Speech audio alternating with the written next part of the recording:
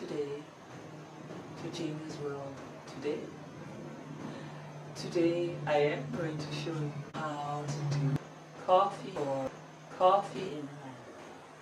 And coffee enemas are very good to use. And what you do, I already boiled my water to make it easier for me to do it. You pour the water. I did about 12 ounces of water. So it's about this much of water in there. Now I turned up my thing to the max. You have to use purified distilled water. Do remember that, because you're putting it inside your body and it has to be the purest form of water that you can put inside of you. If you put anything, pollutants in there, it's not a good thing, and it's actually bad for the liver and it's bad for the system. You have to use organic coffee. You can use either light or medium. It is recommended with a light roast because a light roast is stronger, and you can use a medium roast. Use the right ingredients. If you don't use the right ingredients, you can harm the body, and this is meant to help your body. So you take 3 spoonfuls. You can top them up. If you spill a little bit in the water, it doesn't matter. So about this much. To use 3 of that.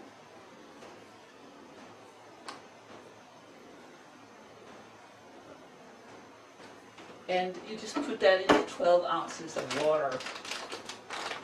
And I just do less because I want it to be faster, and also I want it to cool down faster. You have to use 32 ounces as the final result. It's a liter and I'm done with it. When it comes to a boil, you leave it for 3 minutes boiling on the highest without a lid on. So you get all the oils out of the coffee. Now it has come to a boil. It has boiled now for 3 minutes. So I'll turn it down to very low. And then you put the lid on top. And then you leave it for 15 minutes. So it has been 15 minutes. And then take the lid off. You let it cool down. And when it's cooled down, you can pour it into your little enema bucket. This one has measurements. So 32 ounces is right here. So you pour it into 32 ounces. When you clean it after each time, clean it with filtered water only, purified distilled water. I use a red tube because it's softer, and you can get that online. Because some people only use the plastic, but it's really hard. So I use that, and I highly recommend. You take the on and off switch, you want to call it that. So make sure that the on and off switch is always, when you pour in the ingredients, is on the off. I have done mistakes multiple times where I forgot, and all my coffee is on the floor. And then I have to start all over. Some people like to use a glass, or they also have a metal steel one. This plastic is BPA free. It has to be like body temperature, so make sure it's not too hot. You use your little finger. Now this is still a little hot. I make sure I have the water in the bucket. Then I take the coffee that I have in here, and I just pour it into the water because it's still warm, or quite warm. I want to make sure I have that water in there, the cool water first. Also, what I do then, it's still not quite full. I take a little bit more of the water and I pour it in there.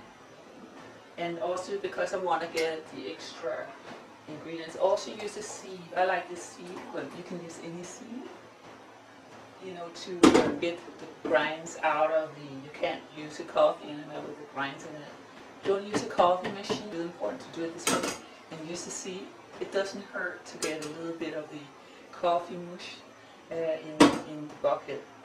And then you just make sure that it's the right temperature. Now I'll go and do my coffee enema. It's really amazing. But now you know how to make a coffee. Make sure that when you're laying down, that you take the bucket above you 18 inches. And so I put it in about 6 to 8 inches. Don't use, put on the tubing and let it pour in slowly. It cleanses out everything. It helps the liver and your kidneys to cleanse out. Have a headache, it's excellent. If I'm depressed or I'm sad, I do one and it just helps me and it makes you very positive. Thank you again.